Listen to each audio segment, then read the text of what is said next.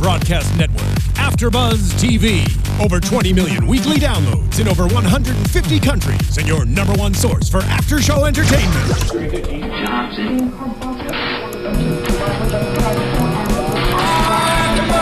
AfterBuzz TV, the destination for TV superfans, producing aftershows for over 300 of your favorite TV shows, interviewing celebrities and showrunners, and bringing you behind-the-scenes exclusives. All thanks to E! Entertainment's Maria Menounos, producer Kevin Undergaro, and internet leader Akamai. Now, let the buzz begin!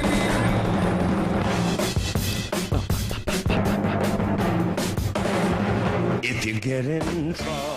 That's right, ladies and gentlemen. The sound of that means only one thing: another bar rescue after show here on AfterBuzz TV. If you haven't already done so, please subscribe over on youtube.com/AfterBuzzTV. Or if you don't necessarily want to watch us, you just want to listen to us in the car, you have iTunes available to you, you know, rate, subscribe, all that fun stuff. Or we're on another bonus platform, SoundCloud. Our tentacles are reaching all the platforms for whatever your easiest convenience of listening is or watching. And guess what? All for free 99. Oh, for free 99. See, I like that. That's right. Free 99 is the best 99. That's right.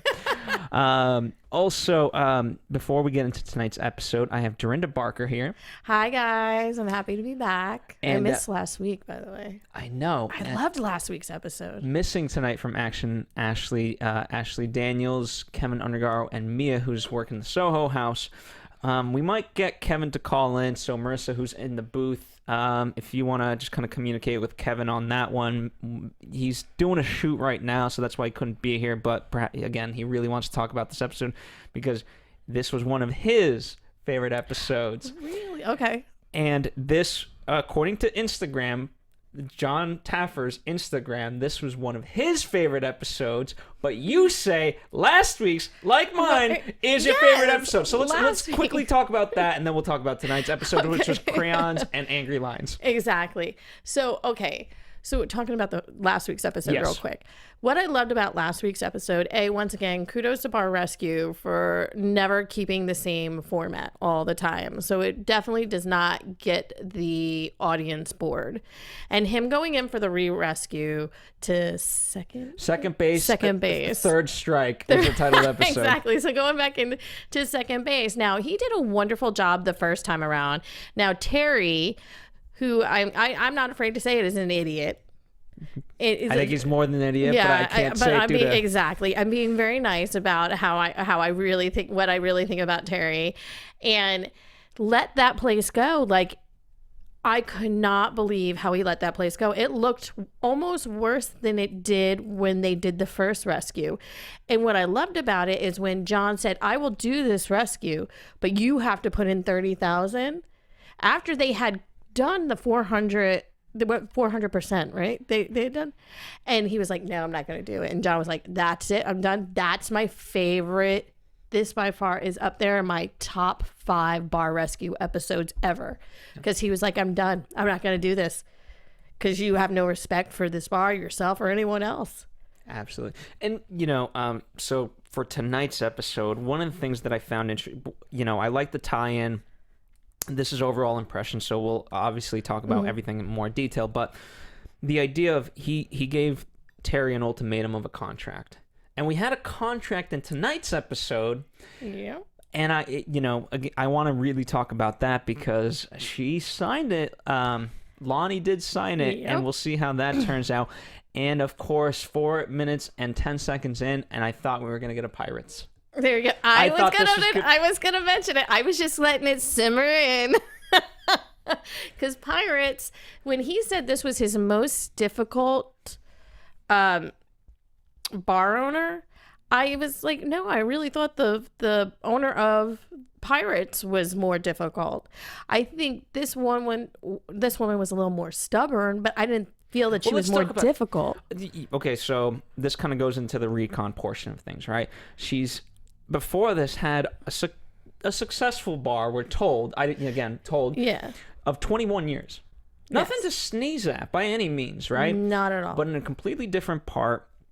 of Chicago and whatever else, and Probably paying much less rent. When I heard what they were paying in rent, $18,000 a month. I mean, you better be making serious cash because your overhead is insane. $18,000 a month. I mean, you have to be making at least 36.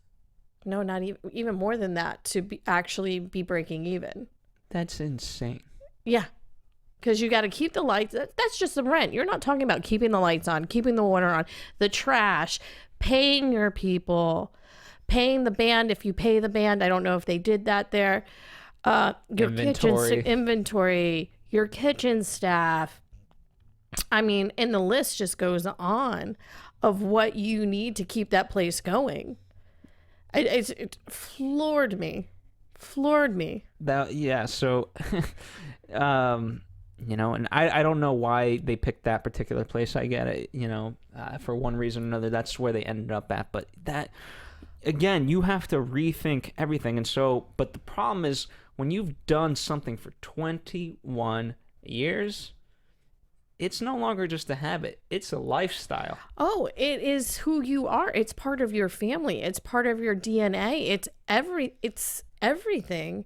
And if you're doing something and pretty successful at that, from what we hear, pretty successful, and then you move to this other place, and for 21 years, if you're successful doing the same thing over and over again, why would you ever want to change? If it ain't broke, don't fix it. Exactly. But it was broke fast. So broke. I give, again, it's not an excuse. I'm trying to get to the psychology of it. But at the same time, if I go into something and I know I'm going to have to pay whatever, 3 times the amount, 2 times the amount, whatever, whatever the case is, I imagine it's way higher than even 3 times the amount per month. You have to be like, okay, something has to kind of change. And I don't, I'd like to look at the books of, okay, here's what we were making while we were successful. Does that compete, and can that sustain at $18,000 a month rent wise? Because if the answer is no, or then you got to change something. Exactly. Because let's say, because John had mentioned 2,000, so that's stuck in my head, that 2,000. So let's say she was paying 2,000 at the other place. Okay, you're doing well at 2,000 a month, doing what you're doing, which isn't that much for rent. I don't really know how much she was, but if we're saying 2,000, and then of course you're successful because you're probably making money on top of that. But 18,000, 2 floors. I didn't even know there was 2 floors until they go downstairs. Yeah, it was just dead. And not to get ahead of it, but it always irks me on the stress test. Like one of the strategies I would have said, like, hey guys, if you're not going to drink up here, we do have a downstairs. Maybe you guys want to go there, because she was bored. She had nothing to do, and she was. I liked her a lot. She was awesome. She was amazing. But so the whole it frozen was just, pizza. Let's talk about as part of the recon, like Chicago. Yeah, Chicago, you're going to do frozen pizza. Then vegan. So I thought this woman was a vegan, but I guess she's not a vegan. She was only doing vegan because she didn't like processed food and everything like that. But yet she would do frozen pizza. And she argued against that. Yeah. You cannot say, like, there's no one in their right mind that will say frozen pizza is healthy. Then non-bread. I loved how she was like, what? Like it was the devil had come up and slapped her in the face himself. Yeah. It's the truth. But it was interesting to watch a lot of what was going on. Even in the recon, when you watch the recon, you walk in, and it seemed like Lonnie, it was her playground. This was her playground at the end of the day. This was where she went and she did her own music, and people were walking out. Absolutely. Yeah, people were walking out. Her music, no offense to her, people with artistic views and everything like that, it was awful. I just feel like it's very hard to... one of the things about these live venues, it's very hard, I feel like, to have music that everyone's gonna like. And yes, that leads to that you're gonna play the top 40 crap. Yeah. But But that's honestly a fear of mine. If I opened up a bar, like, I would not want to do live music because, okay, you know, it's, and especially if you're getting whatever, Maroon 5, you know they're going to draw a crowd, or Taylor Swift, right? But you're not getting those. And so if it's unknown bands, you know, you hope some people like them. Hopefully they do enough. But at the same time, is everybody going to like it? No. And and the music she was playing, the music. And then they would do the spoken word where Jordan was the son. Yeah, would go downstairs for spoken word, but because the acoustics were so bad and the walls were so thin, you could hear her was bleeding down while he was doing his spoken word, which actually was not half bad. His spoken word wasn't half bad, but he goes downstairs, but you could still hear her, so you're not really paying attention to him. Yeah. You know, this was an extended kind of open, right? Yeah. It was about 10 minutes long before we got our first commercial break, and it became problematic. You know, unlike most, he came in, he said, I just want to talk. So they sat down. It was much more calm than normally could be, right? And she talk about, right? I literally at this point thought it was the Pirates because she went straight for crayons. And that she was proving her points with, these are the Care Bears, and these are angry lines, and you're making me angry, and I don't trust you. Exactly. And then she had hearts and everything, and then while they're talking, she's like, exactly, this is where I'm angry. And I was like, wait, first of all, are we in a weird therapy session that no one told us about? I was loving it, by the way, don't get me wrong, but it was the equivalent of, do you want to be a Care Bear or you want a business? And I thought she would. I thought she was going to say, I want to be a Care Bear. I love when she goes, you know, Care Bears, you know who they are, right? Oh my goodness. And you could tell her son was frustrated because he stood by his mom, and they had a good relationship, which was good to see. And I was happy to see the the mother and son from the other Chicago bar that they did, that did the recon. That made me really happy because they seemed to be doing very well. And I remember that was a hard rescue too. Yes, it was. That was a very hard rescue. But he even said, I have a kid, and if this thing goes under, what am I going to do? Because I think she should open up a daycare. Think about it. She could have she could play all the music she wants. Like, hey kids, playtime, let's all sing. And, you know, they could draw whatever they want. They could do, you know what I mean? Yeah. That's literally what I saw in the opening. Yeah. She should be running a daycare, not a bar. Very true. I mean, because that's where she's stuck at. That's where she was stuck. She was stuck in that magical mystery ride kind of deal, you know, that hippie way of life. Because she was, by all means. And I mean, she even told John, she's like, John, I don't trust you. I don't trust you. Terrible. Yeah. Well, then why would you even agree to do this? And here's the thing. I gotta really... Can I ask you this night? You know, I know you've been in the bar business a lot and things like that. And again, I'm always trying to learn more and more, right? Yeah.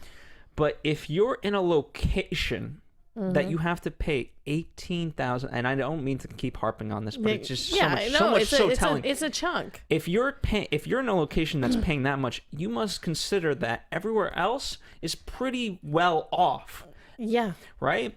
And so in order to make that sort of money, you kind of have to go upscale. You have to know that perhaps the quantity is not necessarily always going to be there, but you got to up your prices. And how do you up prices? Yeah, in that place, there was nothing warranting in that place to up your prices. You had a huge apartment complex across the street from there. How many people were in there? Did he say 1,200 were in that?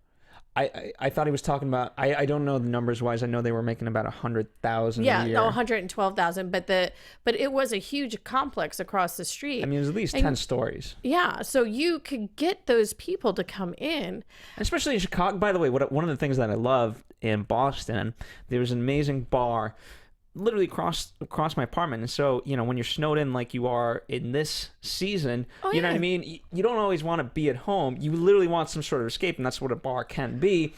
And if all I have to do is go across the street and it's an amazing place, I'm in Oh, forever. yeah. My sister Kira, the same thing, lives in Jersey City. Across the street was a bar called Lamppost. They know her so well. So if my mom would call Kira and couldn't find her, she'd call the Lamppost. They're like, Kira, your mom's on the phone. Or there's so many times like she'd leave her phone there or something. And it's always good to have a place that's really close to you. And even for me, when I've lived in other places, I loved having something close I can just walk to and, be like Norm from Cheers. Yeah. No, people, especially, I don't know, I don't want to get into the, to kind of like a class breakdown of it, but Yeah. I feel like if you're kind of there and it's convenient, it's nice, you want that upscale feel. You don't want to. Dive bars always have a negative connotation, and but you can have nice bars, nice dive bars is what I'm saying. But this was No, and it looked like a child had decided it was going to do murals on the outside of the bar, and it's the Underground Wonder Bar. Now, that's all good and all, but if you wanted that decor, you could have a nice brunch place. You could have a night. It just wasn't set up to. It didn't look like a bar. I would never have thought of that place being a bar except for the Underground Wonder Bar. yeah. So I'm not liking it. No, so yeah, go ahead. We have Russell Davis back, which I'm glad he's back, and I like Chef Pink. I love Chef Pink. She was great. I want that bacon. I want that bacon so bad. And the nice, I give kudos to John because she's a farm to kitchen. Yeah, right? farm to table. Farm to table. She's farm to table, which What kept in line with Lonnie's ideology. yeah, and that's what she wanted. That's what she talked about. But she's still like, even with that whole farm to table, she had the problem with the naan bread, and that's when Chef Pink said, "But you're doing frozen pizza." And that's worse. So but they brought in these. I love that idea of like, you just lost me as a customer, sweetheart. Oh, did I? Oh, really? All the customers that are walking in there and walking out. Yeah. I don't get it. So you have all this going on. I mean, and the staff was actually a pretty good staff. They were. That kitchen staff, the woman running that kitchen, there was only one woman in the kitchen, if I'm correct, but she did fantastically well. She caught on real quick. Yeah.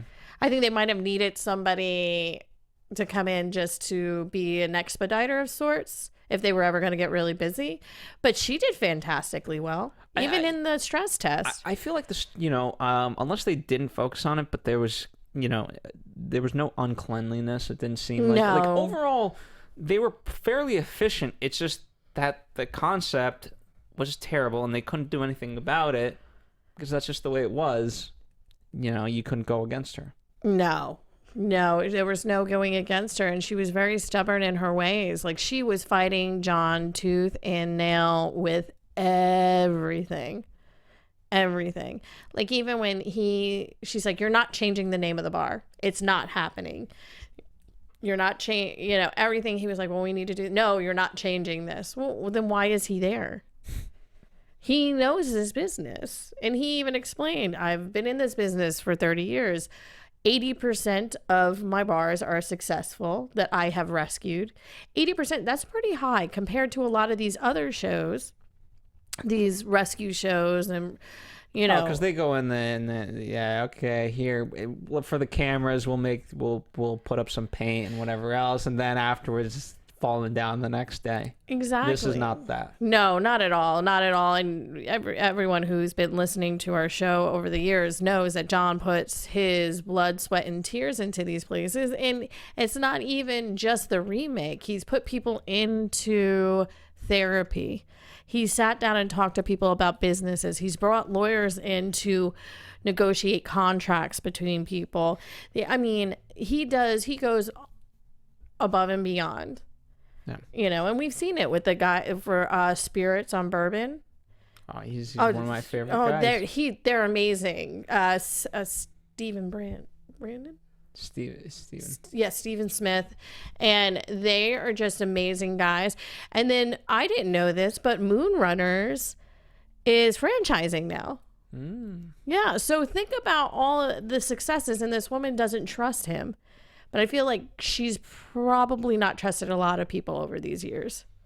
Well, because it's an authority figure. It's a parent coming in saying like, "Hey, you are literally being childish. You need to grow up." Yeah, it's very true.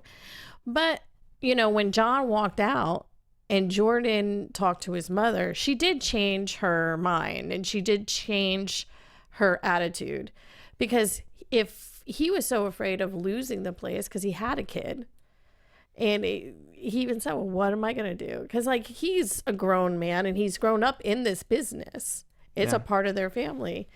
And what do you do when a part of your family is gone? And where else? He knows how to make money here, and he knows how to run this business. And she wasn't giving him the proper tools to run the business. Absolutely not, because he showed off really well. And one of the things I found fascinating was when Russell was talking about an old fashioned is not necessarily a drink; it's a style. And I thought Dorinda's gonna love this. I loved it. I loved when he said that, because with old fashions, and there's coming from Fridays, and I don't remember all the drinks, but there were 8 drinks that were your staple drinks: an old fashioned, a Rob Roy, a gin martini, 5 more. Christmas tree. I can't remember what the other ones were, but those I know are 3 of them. It's been a very long time, but those are staple drinks. So those are classic cocktails. Mm-hmm. And I just loved when he said that. Oh, he's so good. You know what I loved? He had his leather. He had his leather apron on. Go for yours, Russell. He and by the way, Russell knows all this stuff. He loves experimenting with these types of things. And so when they went to that graphic, I was like, this is Russell lives, eats, and sleeps this. Oh yeah, and even when they came up with the drinks that they were gonna do. We'll go into that because we didn't go in. We'll go into that later. But even he's showing them how to make, a Manhattan, how to do all these things, and watch them work. And when we go into the stress test, it was so great to see. That was the one thing. Jordan was amazing on the stress test. Mm-hmm. He was really showing himself like, this is what, all looking around. And then you see Lonnie sitting down, like oblivious. She saw what was going on and decided she was not going to be part of it. Nope. As many we have seen time and time again on this show, people choose then to ignore and put up a shield and say, this isn't happening, instead of saying, what's going on, what do we have to do to fix all of this? Yeah. And what was the woman's name? Ruby, who told, who said, F you. To Russell? Yeah. Yeah. But the food was coming out well. Yeah, the food was coming out well. But the thing about the food coming out during the stress test was... No runners. No runners, number one. Lonnie forgot where things were going. But the food itself was coming out on time. So the cook in the kitchen was fantastic. And by the way, talking about Lonnie, it was very deliberate that there was going to be no music, right? Which is something, obviously very, very strategic. And even when they kind of had their first group meeting, right? Yeah. Taffer said, "How do you know what's going on with the bar when all you're doing is you're only playing? So how can you know about the business if that's all you're ever doing?" Yeah. But she didn't want to hear it. No, because that's the reason for that bar, was so she can play music. That was the reason for that bar. Because we even saw that even in the recon, she's like, "Oh, it's time for me to play." But what's your favorite band? My favorite band is the Black Crowes. Okay. So let's say, and are you aware of the law of diminishing returns? Oh, yes. Would it be fantastic if it might be great for a little while if you could literally listen to your favorite band every single night, but after that, let's go a little extreme. After the 12th week, would you not be like, all right, Maybe we can mix it up just a little bit here. Maybe we'll go with, a little bit of Foo Fighters in there, a little bit of Led Zeppelin. Let's like really, I'll even take some Cher. And that's what I never understood, like, okay, give yourself more of a value, if they really like your music that much, make it more of a thing, make it more of an attraction, an event. Like, hey, now you're playing this Saturday night for the first time in 2 months. I agree. But before, like you want to make it a rare occasion. I agree, and have it varied, and so it's not all the time. Yeah. I agree with you 100%, Phil. You're so smart. It doesn't make sense to me. Like, who would want to listen to Lonnie every single night? I couldn't listen to it for 5 minutes. That's why I would never go back to the bar. And if I liked Lonnie's music, I would go back once every 2 months, because then I would have, that's the reverse of it. Instead of me going to the bar every night and you coming and playing once in a while, we've reversed it. So congratulations. Now you got every night. You got to get a new clientele. Exactly. Because then if you're doing the same thing over and over again, people know what you're going to be doing. They're not, And I don't want to hear your, hey guys, I wrote this in the bathroom this morning. Like, I don't want to hear your experimentals, No, it's like, how much music do you honestly have if every night you're playing? Oh my God. The only time it sounds cool about someone writing something in the bathroom is when Prince says it, because that he has mics in every room where he can record in his house. Mm-hmm. And so if he writes a song in the bathroom, he can record it in the bathroom. Now that is cool. That's the only time that sounds cool. Okay, there you go. Instead of dropping the mic, you flush. Exactly. All right. True. All right. So post-stress test. It's one of those things, like, I want to say towards the end, I want to feel like she was for lack of a better term, broken, or at least inspired. Let's say inspired. Yeah. But then I feel like she wasn't, and so it makes it difficult to talk about this episode, because I don't know where I stand on it, and I want to know what John loves about this episode. Yeah. Not that I'm denying him or that it wasn't a great episode, but just out of curiosity. I am with you on this, Phil. I want to know why Kevin thought it was one of the best episodes and John thought it, because even after the stress test and they sat down and talked and she gave the reins over to Jordan and they signed the contract together. That's a big thing. And again, I'm curious, how are we going to uphold this? Are we going to uphold this? Yeah, exactly. How are you going to uphold all of that? And my thoughts will go at the end, because I can go on a rant about how I really, really feel about it. But they signed, Lonnie and Jordan signed with John a contract that said that they would keep, which is ironically a very fair deal for 1 year. Someone comes in and gives you $100,000 worth of remodel, changes everything for you, redoes your whole bar, and says, this is how this is going to work. This is how it can work for you. This is how it's going to get you out of $515,000 worth of debt. That's the other thing that just irked me. That didn't seem to be a problem for her. No, not. That never is. Once again, going back to Pirates, she was $1 million in debt.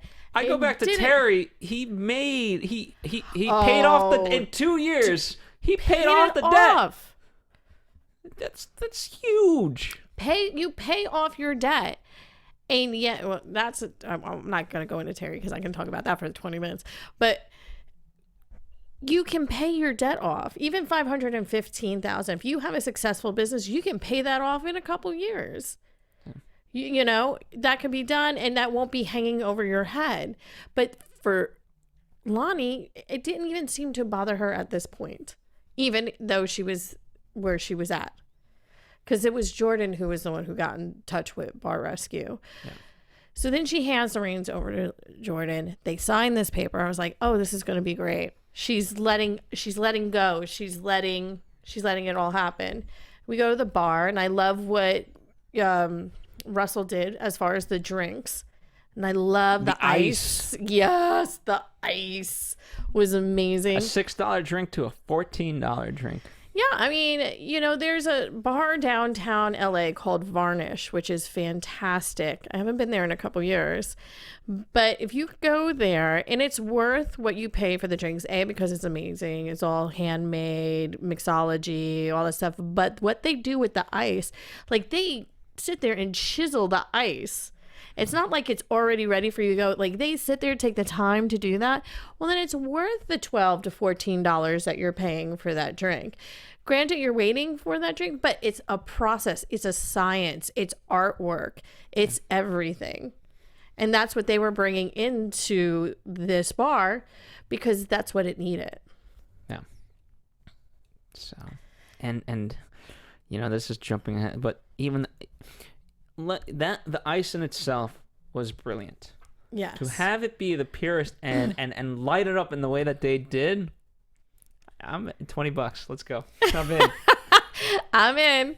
I'm loving it because it looks like I'm in a pure place. Like I'm in Fiji or something. Like I'm not in a bar. I'm in a pure state. Like let's have some fun. Like this is amazing. And for like $1 million. Yeah, and everyone seemed to love it. And I loved what Chef Pink did with the flatbread, and then with the bacon. And then there was the sausage sandwich. Yes. Yeah. All of that was the first one to be rejected. Oh yeah, because it had nitrates in it. Yes. Well, it wasn't vegan. It wasn't vegan. Yeah, you're right. But bacon's not vegan. Yeah, well, we finally got past that. We got past that point. But so we have all of this happening and going on, and then we come to the reveal. And oh my god. Oh. Her face went from no smile to her. Like not happy. Everyone else was excited. Everyone else they could not hide their excitement. She was just like, oh. Like she was not happy. When they were making them, I remember when they were making them paint the front. Mm-hmm. And even Jordan's like, well, I didn't expect that to happen. Really? You didn't expect them to come in and make you guys do something? Like expect you guys to paint something? Well, it was very symbolic of like you have to let go of. It's a process of letting go.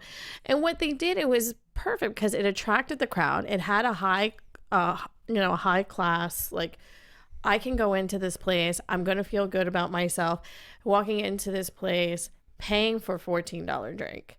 And I'm okay with it. Yeah. Even from walking in, even where they had clear bar with the lights, it was perfect. I really loved how they did this particular remodel. And at Chicago. Yeah. You know what I mean? Both in terms of the ice, that made sense, and then the count room. Oh, yeah. And she actually loved the count room. I will say that Lonnie loved the count room. Like even her eyes lit up when she went downstairs, and she loved it. And her eyes actually lit up when she walked inside, and she did love the remodel. I will say that. And there was, there's still a stage there, which was great. So she got to keep her music. Yeah. So what was the other stuff you were holding on to? I thought it really was about the music. You got to keep a music venue, hopefully not just you singing all the time. What I loved, my favorite thing of the whole remodel was the lights that went up and went down. Yeah. Brilliant. Was that a John Taffer idea or? I don't know. I don't know. Yeah, it was just, that was awesome. It was amazing. And it made sense. So the lights are here when the band's not playing, and then they raise up when a band is playing, so they're not in the sight line. Yeah. So perfect. It was great. I mean, these guys. They do so, yeah, and I like when we get more of the remodel because, you see John with his hat and he's really giving direction. I want to see depth in this, for the ice and I want molding here and all this other stuff. And I honestly love to see bonus footage. I want more of that stuff. Give me an hour. Like, you know what I mean? I know that's not the show. We're telling a story, but like just education-wise, I'd love to just watch that. Oh yeah, I mean and then what I also liked about this episode, you saw more of John, giving direction. Yeah. And once again, another reason why I mentioned at the beginning of this episode that we're talking about of this show, that they always change it up, that it is something different. Yeah. Which is great. And I love seeing more of the background of how John actually does his thought process. I like how that's the easy part for him. Oh yeah, it's like second nature. But to create, just imagine to create a concept, execute it every single week for a different bar. You would think that's a show in itself. Yeah. But then on top of that, you have to deal with these degenerates. That's the real work. It's very true. But you get what I'm saying? I don't think enough credit is. I don't know. If you asked me to build a new studio every week, I guess I could do it. But like eventually, I would fear that I would start to reuse some of the tips and the tricks that and they would start to maybe look similar. Yeah. But none of these do. No, he always. I don't think we've ever seen a bar that looked like He's another never bar. gone into the well. You know what I mean? Of like, this is something that I've used before. Let's just do it, just to do it. No, I mean, the only thing I can even think of that might even be similar was that Arizona bar with the disgusting bathrooms and the Puerto Rican bar from this episode. And only because it had like the village inside. They had like the housing, but that's still not the same. Still not the same. Still totally different. Still both fitting what you're looking for. Okay. Yeah. Yeah, but that's, once again, that's the only thing, and that's not even that similar. All the bars have a beer tap. Exactly. So similar. Similar. Okay, so let's get to it. Sales are up 30% after 6 weeks of relaunch, but there's a ... Okay, so the ... Go off on this rant. She said the process sucked, but we came away at a good place or whatever she says, and I want to believe her. It's hugs all around, but I want to believe that she's good. She's not the lady from Pirates. She's just reinvented the lady from Pirates. Yeah, like I don't know. Where do you hold her? Is she redeemed? Is she redeemable? I think just get her out. What? She's just someone, and I hate, but it's the truth. Now, she would have gave the reins over to Jordan, her son, and her just be able to come in and enjoy herself and everything like that. I think certain things would be different. But from what I've read, that they got rid of the clear bar. So, by the way, you're breaking your contract. I would like to know how binding that contract was. I'm sure it's pretty binding. It's just a matter of, okay, what is now going to become enforced? Exactly, because here's this man that comes in, he rescues your bar. You are in dire need and dire straits. You are $515,000. Let me repeat that again. $515,000 in debt. For simpler terms, $500,000. $500,000, and you do not see where the problem lies. Yeah. That's where the real problem is. And then this man comes in, he gives you $100,000, give or take, and free stuff, helps you with everything, and yet you take down the sign. It's now back to the underground Wonder Bar from what I hear. You go back to the jazz music. There's a $15 cover charge. Yeah, that was smart. You know what? If a place is doing well, you never need to do a cover charge. I mean, I can see for clubs, but this is not a club. This wasn't meant for a club. Let me see what else. There was something else, and I couldn't believe it. cover charge, went back to that. Took She that hired the Pirates lady to be the GM. No, like certain things, and I knew that she wasn't going to stick to her guns. She wanted to go back to what she wanted to do. Once again, as Kevin has talked about, as you have talked about, and as I have talked about it, people like their comfort zone, no matter how much it debilitates them and how much it hurts them. People like their comfort zone. So getting out of your comfort zone and being successful, there are a lot of people who do not like being successful. No. There's more people who do not like being successful to others who do like being successful. Yes. And it's honestly, it's a fine line. It's a fine line, and you can teeter on it all the time. But how many people do we know that will go and just, what's the word I'm looking for? Sabotage their own selves when they're almost where they're supposed to be. And this is perfect for this woman.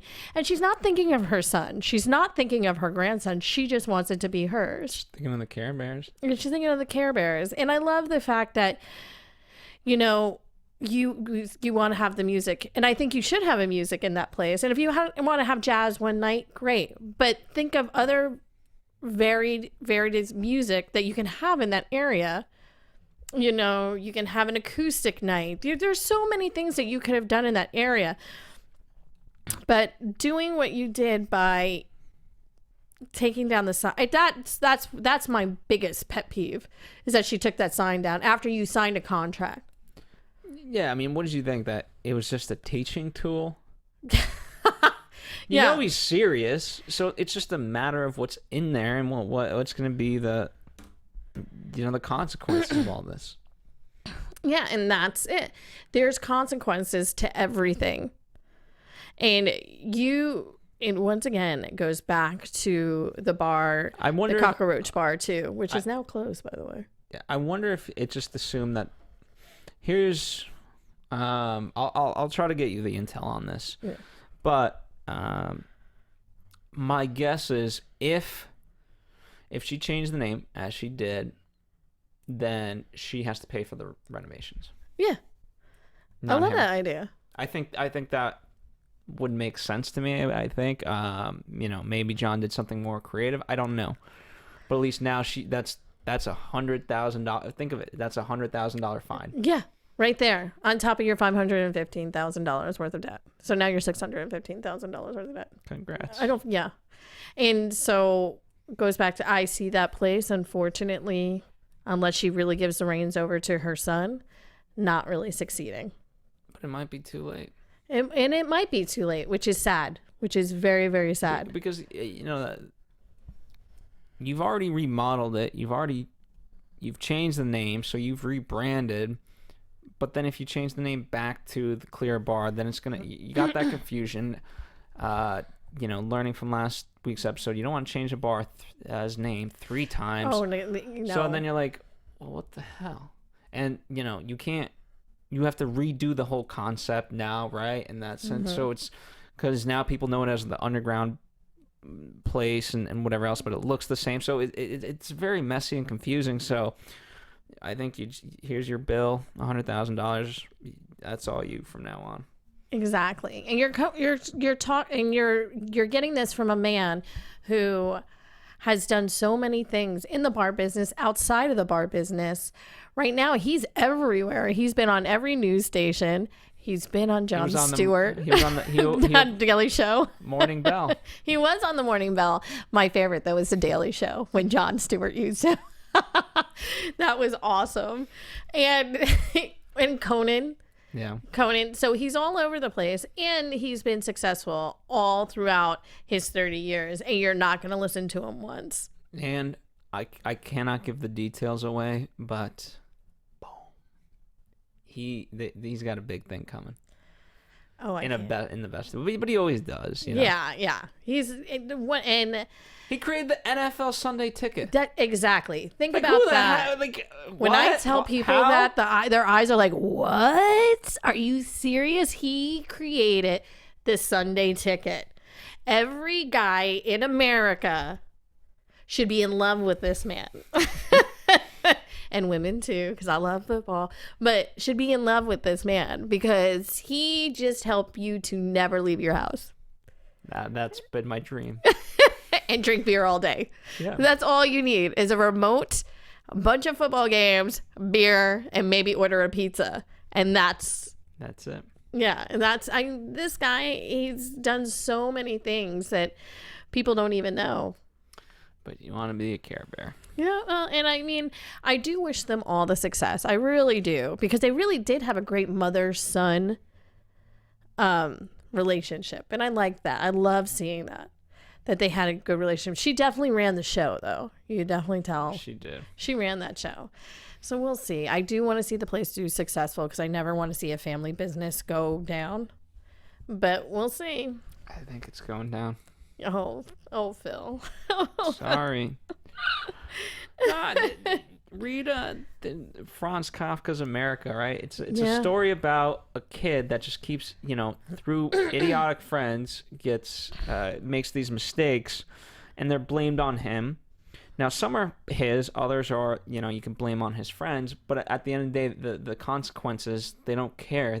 It's just so hard hitting, and he has no choice. Like, he keeps getting fired from jobs or thrown out of places, and that's, there's consequences, and I feel like in this day and age, the consequences are, they're less and less harsh sometimes, but you know what? Eventually, it's gonna come down, and like that's it.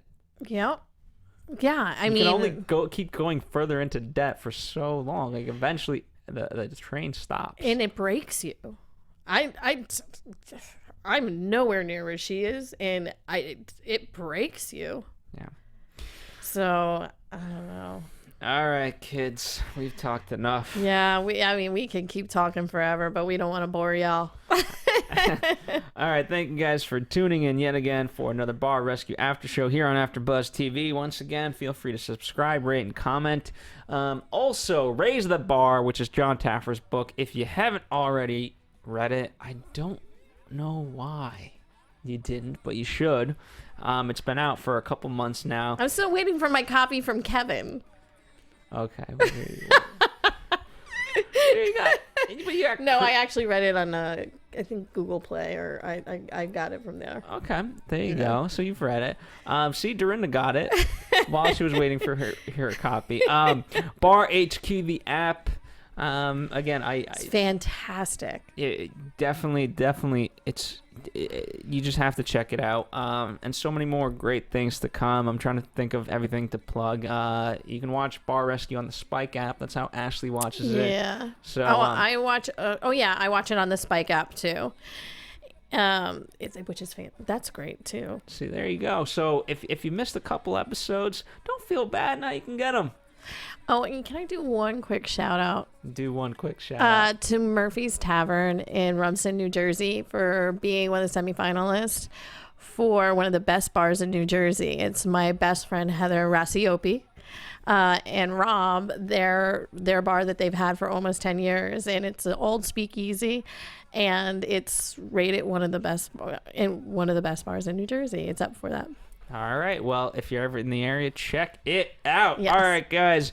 You can follow at Undergaro for Kevin Undergaro, at Miss Ashley Daniels on Instagram or Twitter, because one of the two was taken, but then I think it's just Ashley Daniels on Instagram. And Dorinda, where you can follow me on Twitter at Lula Cherry Films and on Instagram at Dorinda B1. And of course, here at AfterBuzz TV, Facebook, Twitter, Instagram. What is Mia's? Tall Mia. Tall Mia. Wait, is it tall _Mia? These underscores kill me. Tall Mia. Yeah, Tall Mia. Or try tall _Mia. I'm sorry, Mia.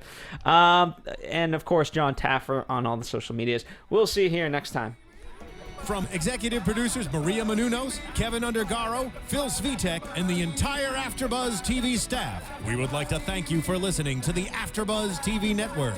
To watch or listen to other after shows and post comments or questions, be sure to visit AfterBuzzTV.com.